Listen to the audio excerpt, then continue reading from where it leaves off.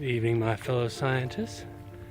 I'd like to talk to you today about something I've been trying to figure out how to articulate for like 2 months. I've been trying to put this into words. So I hope you'll forgive me if I end up posting another version of this later as I sort of refine these ideas a little more. But what I want to talk about is a sort of system for dealing with disagreements. It was a little too cold out there. Decided I'd come in and pick it up inside.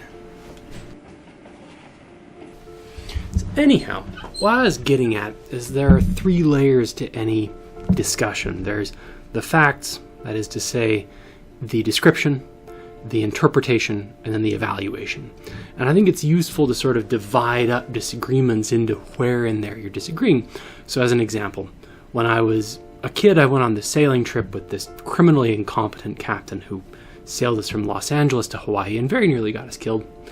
And the way he almost got us killed was by misinterpreting the level of water in the water tank. So water has a gauge, kind of like a gas gauge on a car. It says a quarter full. We use water. It still says a quarter full. We're all saying we're running out of water. He says a quarter full. We've got a quarter tank. Great. We all agreed that was what it said. It says 1/4, but the interpretation had to be colored by the fact that it was clearly broken, and he refused to interpret it that way.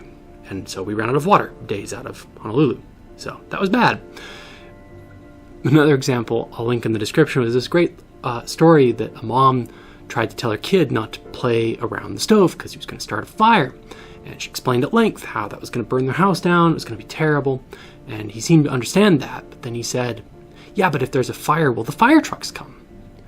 So he was clearly on board with the description of what would happen. He understood that. He understood the interpretation, the things that would happen because of what he wasn't supposed to do. Don't put stuff on the counter. He knew what that means.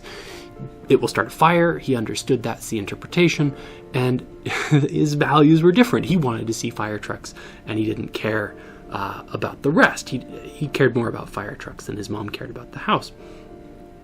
And that is a different of evaluation, right? So we could talk about that in terms of science too. If you measure the DDT levels in bugs, in the creatures that eat the bugs, and in the creatures that eat those creatures, you see an increase in DDT if it's in use. It's called bioconcentration. The interpretation is that it stays in the creatures that eat it, and so it tends to concentrate in tertiary predators.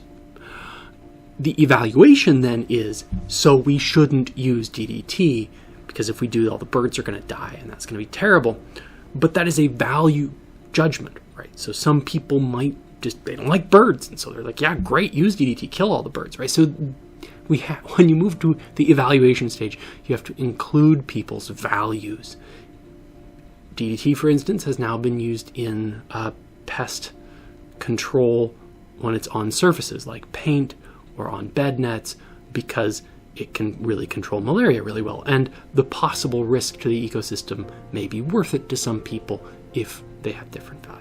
I hope you find that interesting, and I think it's relevant to how we talk about any controversial issue to sort of try to nail down where the controversy is. Is it in the description? Is it in the interpretation? Or is it in the evaluation? Is it in what we should do because of that? So with that, I'll leave you. I'll see you all next week.